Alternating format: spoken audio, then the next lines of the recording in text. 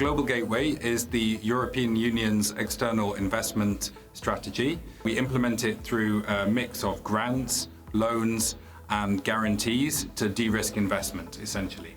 So the overall aim under Global Gateway, which has been announced by the European Union, is to have 300 billion euros of investment from the public and also the private sector by 2027. Global Gateway is also in the EU's interest, and we want to strengthen our relationships with our partner countries.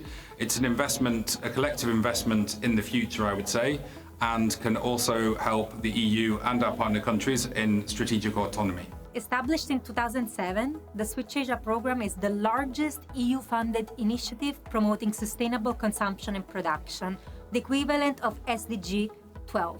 We work in the Asia-Pacific region, in particular in 42 countries, and our mission is really to facilitate the transition of the region towards a low-carbon, resource-efficient, and circular economy. SCP is about doing more and better with less. The program is rooted and aligned to the EU Green Deal priorities, and we have also been invested in analyzing the EU policy developments and how these developments have an impact on the Asia-Pacific region.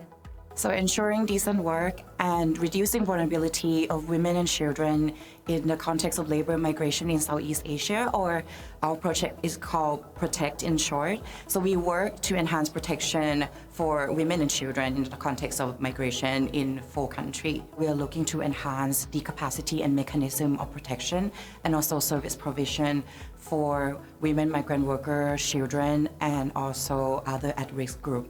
The European Union has been a steadfast supporter of a right-based migration governance and the rights of vulnerable population around the world.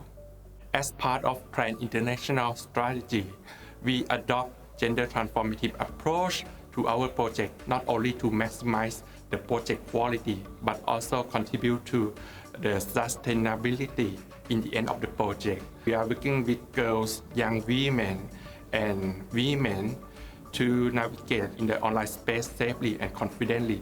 At the same time, we are also working with boys, young men, and men to promote gender equality in the digital space. Being a partner with European Union delegation to Thailand is very crucial and incredibly important because the EU brings expertise, resources for us to empower girls and women to speak out about their own issue in the online space. Our project is a EU-ASEAN Sustainable Connectivity Package Aviation Partnership Project. Aviation helps economic growth through tourism and trade, improving infrastructure and technology. In the meantime, we are also tackling climate change with cleaner fuels and efforts to cut emissions. We also encourage teamwork with international partners and support gender equality by implementation of these initiatives. Bringing in the EU to share the expertise is helpful. We are trying to make aviation greener and safer for everyone. In the meantime, making it accessible and efficient. The project operates in all the 9 refugee camps where around 100,000 refugees live. So the broad target of the project is the whole refugee community in terms of giving them better access to fresh, nutritious food. The immediate target are the people who are interested in doing organic agriculture. Right now, we have over 2,000 families that are engaged in the project. What we have with EU is very much shared values on preparing the refugees for a viable life beyond the camps and improving the quality of life while they're still in the camps. So this sharing of core values is important for the project. Okay, the most immediate impact of the project is measured quite plainly in terms of production.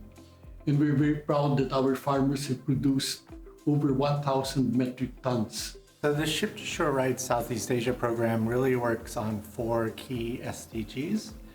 The first one is SDG 10, which relates to reduction in inequality.